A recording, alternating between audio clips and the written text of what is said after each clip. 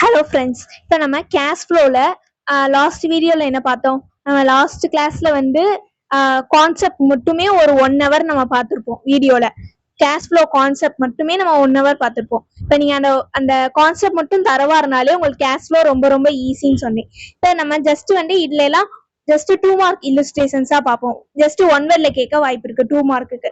இப்போ இல்லுஸ்ட்ரேஷன் 1ல என்ன கொடுத்துருக்காங்க? M Limited had a cash balance of 1,50,000 on 30/9/2023.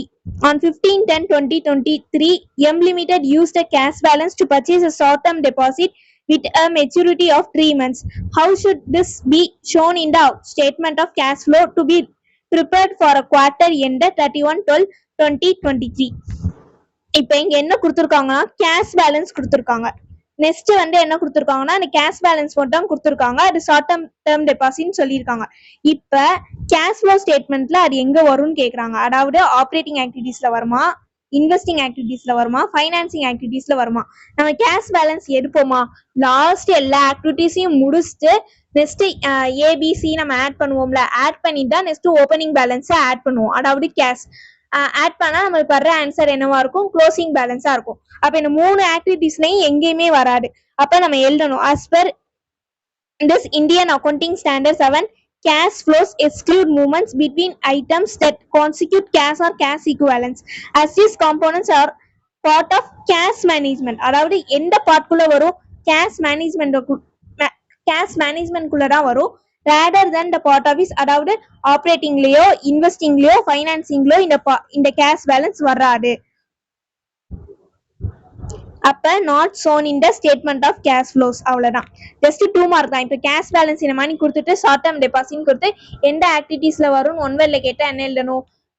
Actually வந்து இது வந்து ஹெட்லைன் வராது. அதாவது none of the about answer கொடுத்து இப்போ 4 இது கொடுப்பாங்களே ஏபிசிடின்ட்டு. இப்போ operating, investing, financing none of the above அப்படின்னு கொடுத்தாங்கன்னா ஆன்சர் வந்து நன் ஆஃப் தி அபவுட் வரணும். இப்போ நெக்ஸ்ட் இல்லுஸ்ட்ரேஷன் 2 பார்க்க போறோம்.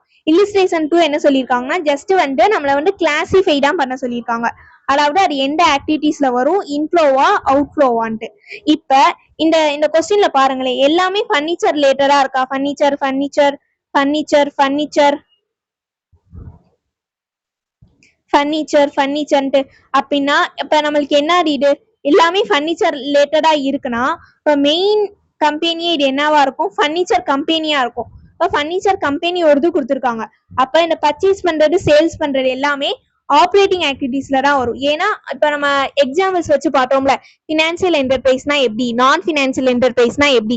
இதே இப்ப பினான்சியல் என்டர்பிரைஸ்ன்னு கொடுத்துருக்காங்க, இன்ட்ரெஸ்ட் பெய்டு அது எல்லாமே எங்க வரும்னு பார்த்தோம்? ஆப்ரேட்டிங் ஆக்டிவிட்டிஸ்ல வரும்னு பார்த்தோம். ஏன் அப்படி பார்த்தோம்? நம்ம இப்ப பேங்க்ன்றது பேங்கோட மெயின் ஆக்டிவிட்டிஸே என்னது?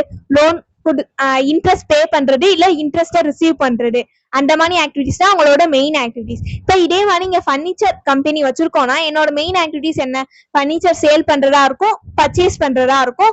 இப்போ நான் கிரெடிட்டர்ஸ் அதாவது டெப்டார்ஸ்க்கு இப்ப நான் டெப்ட்ல சேல் பண்ணிருக்கேன்னா எனக்கு டெப்ட் பே பண்றதா இருக்கும். அந்த மாதிரி தான் மெயின் ஆக்டிவிட்டிஸ் என்னது? Purchase, sale. அதான் வந்து மெயின் ஆக்டிவிட்டிஸா வரும். இப்ப ஃபர்ஸ்ட் ஸ்டேட்மெண்ட் என்ன கொடுத்துருக்காங்க? அப்படியே இங்க இருந்து பார்க்கலாம் ஆன்சர்ல. Receipt from sale of furniture. Furniture sale பண்றதுக்கு அந்த ரிசிப்ட் வருது. அப்ப அது என்னது? என்னோட கம்பெனில அது மெயின் ஆக்டிவிட்டி, அதாவது மெயின் ரெவென்யூ ஜெனரேட்டிங் ஆக்டிவிட்டிஸா இருக்கு. அப்ப எங்க வரணும்? ஆப்ரேட்டிங் ஆக்டிவிட்டிஸ்ல வரணும். ஏன்னா ரிசிப்ட் தான் என்னது? எனக்கு சேல் பண்ணனால எனக்கு அந்த கேஷ் உள்ள வருது, ரிசிப்ட். அப்ப inflow. Next purchase of furniture. Furniture வந்து இப்ப நான் கம்பெனி வச்சிருக்கேன்னா நான் வந்து ஒரு ஹோல்சேலா வாங்கணும்ல, ஒரு சப்ளை எடுத்து அதை நான் வாங்குறேன். அப்ப என்னது? அதுவும் என்னோட மெயின் ஆக்டிவிட்டிஸ் தான். அப்ப எனக்கு என்ன ஆகுது? கேஷ் வந்து இப்ப வெளியே போகுது. அப்ப அவுட்ஃப்ளோ. கேஷ் உள்ள வந்தா இன்ஃப்ளோ, கேஷ் வெளியே போனா அவுட்ஃப்ளோ. Next wages paid. இப்ப வேஜஸ் பே பண்றேன். இப்ப என்னோட கம்பெனில வந்து எம்ப்ளாயிஸ் ஒர்க் பண்றாங்கன்னு வச்சுக்கோங்க, அவங்களுக்கு நான் வேஜஸ் பே பண்ணும். அது என்னது? எனக்கு மெயின் ஆக்டிவிட்டி. இப்போ ஆப்ரேட்டிங் ஆக்டிவிட்டிஸ்ல வரும். அப்ப நான் வேஜஸ் பே பண்றேன். அப்ப outflow. Next advertisement expenses paid. அதுலயே இருக்கு பெய்டுன்ட். அப்ப என்னது? அவுட்ஃப்ளோ. இப்போ மெயின் ஆக்டிவிட்டிஸ், இப்போ ஒரு கம்பெனி வச்சிருக்காங்கன்னா பர்ச்சேஸ் பண்ணணும், சேல்ஸ் பண்ணணும், வேஜஸ் அங்க இருக்கிற எம்ப்ளாயிஸ் பே பண்ணணும், அட்வர்டைஸ்மெண்ட் ஏதாச்சும் பண்றாங்கன்னா அதுக்கும் பே பண்ணணும். அப்ப எல்லாமே என்னது? Main activities. இப்போ ஆப்ரேட்டிங் ஆக்டிவிட்டிஸ்ல தான் வரும். இப்போ கிரெடிட் சேல் ஆஃப் ஃபர்னிச்சர் இங்க வருமா? கேஷ் உள்ள இன்னும் வரல, கிரெடிட்ல தான் சேல் பண்ணிருக்கேன். அப்ப நாட் அ கேஷ் ஃப்ளோ. ஏன்னா கேஷ் உள்ளேயும் வரல வெளியவும் போகல, கிரெடிட்ல தான் சேல் பண்ணிருக்கோம். நெக்ஸ்ட் மிஸ்செலேனியஸ் ஃபுல்லா கொடுக்கல. Charges received from customer for repairs of furniture repair பண்ணியிருக்கேன். இப்போ ஃபர்னிச்சர் ரிப்பேர் பண்ணனால எனக்கு கஸ்டமர் தந்து கேஷ் வருதுன்னு வச்சுக்கோங்க. அதாவது சர்வீஸ் பண்ணியிருக்கேன். இப்போ சர்வீஸ் பண்ணோட என்னது இல்லை மெயின் ஆக்டிவிட்டிஸ் தான். இப்போ ஆப்ரேட்டிங் ஆக்டிவிட்டிஸ்ல சர்வீஸ் பண்ணனால எனக்கு கேஷ் வந்து உள்ள வருது, அப்போ இன்ஃப்ளோ. நெக்ஸ்ட் என்ன கொடுத்துருக்காங்க, loss due to decrease in market value of the closing stock of furniture. Loss ஆயிருக்கு, அப்ப அது என்னது கேஷ் உள்ளவும் வரல வெளியவும் போகல, அப்ப not a cash flow. Next payment to suppliers. அடைமண்டா கிரெடிட்ல ஏதாச்சும் குட்ஸ் வாங்கியிருக்கலாம், நான் வந்து பேமெண்ட் அதாவது பர்ச்சேஸ் பண்ணியிருக்கேன், அதுக்கு நான் பேமெண்ட் கொடுக்கணும்ல சப்ளையர்ஸ்க்கு, அப்ப வந்து என்ன ஆகுது கேஷ் எனக்கு வெளியே போகுது, outflow operating activities. Next depreciation வருமா, டிப்ரிசியேஷன் என்றது என்னது வியர் அண்ட் டியர், அப்ப அது வந்து கேஷ் உள்ளவும் வரல வெளியவும் போகல, அப்ப not a cash flow. Next interest paid, interest வந்து பே பண்றேன் பேங்க் லோன், அப்ப இது கம்பெனி சம்பந்தப்பட்ட கம்பெனிக்கு ரிலேட்டடாவே இல்ல, பேங்க் லோன்ல இன்ட்ரெஸ்ட் பே பண்றேன், அது பர்சனலா கூட இருக்கலாம். சோ அப்ப எங்க வரணும், ஃபைனான்சிங் ஆக்டிவிட்டிஸ்ல தான் இன்ட்ரெஸ்ட் பெய்டு வரணும், அப்ப கேஷ் என்ன ஆகுது வெளியே போகுது, so outflow. Next profit on sale of equipment, இந்த ப்ராஃபிட் சேல் அதுல எல்லாமே கேஷே உள்ள வரல வெளியவும் போகல, அப்ப not a cash flow. Next advance received from customer. இப்போ ஒரு ஃபர்னிச்சர் கம்பெனி வச்சிருக்கேன், இப்போ ஒருத்தவங்க வர்றாங்க கஸ்டமர், அட்வான்ஸ் புக் பண்ணிட்டு இப்போ 1 lakhக்கு ஒரு ஃபர்னிச்சர் வாங்குறாங்கன்னா ஒரு 50,000 வந்து அட்வான்ஸ் பே பண்ணிட்டு போயிடுறாங்க, அப்ப எனக்கு என்ன ஆகுது கேஷ் உள்ள வருது, அப்ப இன்ஃப்ளோ.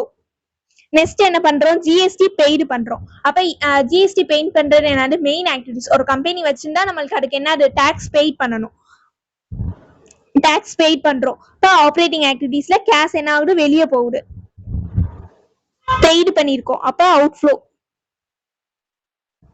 நெக்ஸ்ட் என்ன கொடுத்துருக்காங்க, equity dividend paid for the current financial year. Equity dividend paid, அப்ப அதுக்கு எதுக்கு ரிலேட்டடா இருக்கு, கேபிட்டல் எம்ப்ளாய்ட்ல வருது, அப்ப ஃபைனான்சிங் ஆக்டிவிட்டிஸ்ல பே பண்ணிருக்கோம், அப்ப அவுட்ஃப்ளோ. அப்ப ஃபைனான்சிங் ஆக்டிவிட்டிஸ்ல வரும். இப்ப ஜஸ்ட் நம்மள கிளாசிஃபை தான் பண்ண சொல்லியிருக்காங்க, அவ்வளவுதான். ஜஸ்ட் ஒன் வேர்ட்ல கேட்கலாம், இந்த மாதிரி ஏதாச்சும் ஒரு ஸ்டேட்மெண்ட் கொடுத்து அது என்ன ஆக்டிவிட்டிஸ் கேட்க வாய்ப்பு இருக்கு ஃப்ரெண்ட்ஸ். Next illustration 3. இல்லுஸ்ட்ரேஷன் 3லயும் அதே மாதிரி தான். நம்மளுக்கு ஃபர்ஸ்ட் என்ன பார்த்தோம், ஃபர்னிச்சர் கம்பெனி பார்த்தோம். இப்போ என்ன கொடுத்துருக்காங்க, பேராமெடிக்கல் கம்பெனி கொடுத்து கிளாசிஃபை பண்ண சொல்லியிருக்காங்க.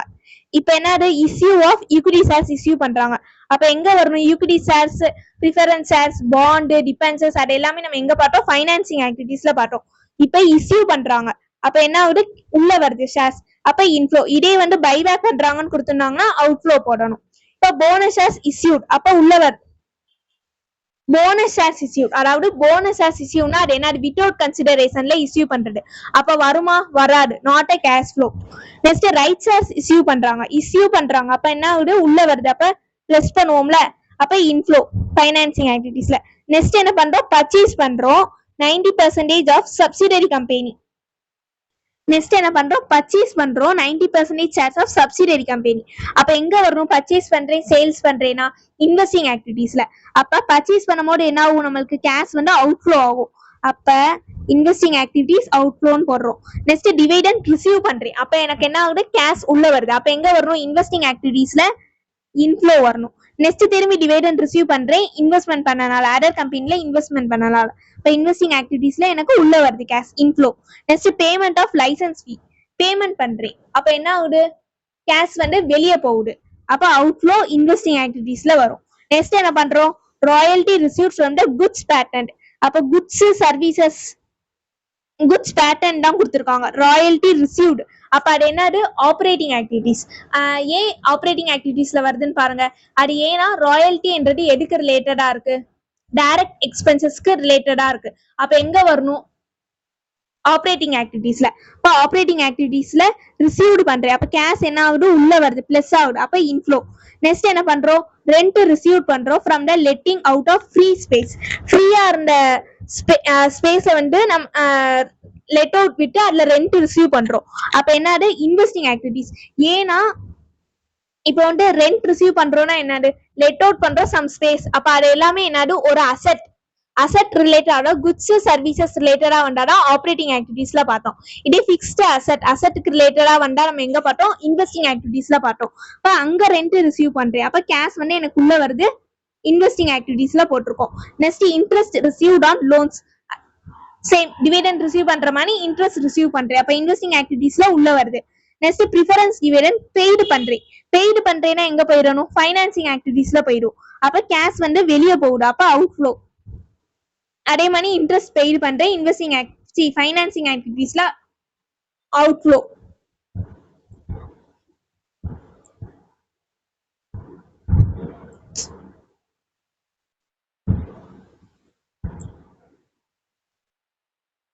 நெக்ஸ்ட் என்ன இருக்கு, acquired assets of a company through issue of equity shares. நம்ம கான்செப்ட் படிக்கும் போதே அதுல எல்லாமே பார்த்துருந்தோம். இப்போ வந்து என்னது, இஷ்யூ பண்ற ஷேர்ஸ், அதாவது கன்சிடரேஷன்ல இருந்து அசெட்ஸ் ஏதாச்சும் பர்ச்சேஸ் பண்ணா நம்ம என்ன செய்யணும், இக்னோர் பண்ணிடுவோம் அந்த ஸ்டேட்மெண்ட், அப்ப நாட் அ கேஷ் ஃப்ளோ.